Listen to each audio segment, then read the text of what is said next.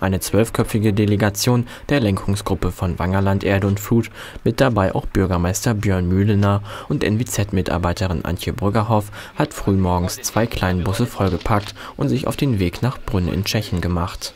Dort findet an diesem Freitagabend die Preisverleihung im Europawettbewerb 2016 von Entente Floral statt. Und natürlich setzt das Wangerland auf nicht weniger als Gold. Zweimal, 2012 und 2014, hat das Wangerland im deutschen Wettbewerb von Entente Floral schon die Goldmedaille errungen und zusätzlich den Sonderpreis Andere begeistern gewonnen. Die Krönung wäre natürlich nun internationales Gold. Bereits Anfang Juli hatte eine 6-köpfige internationale Jury mehr als 20 Projekte, die im Rahmen von Erde und Flut, unter die Lupe genommen.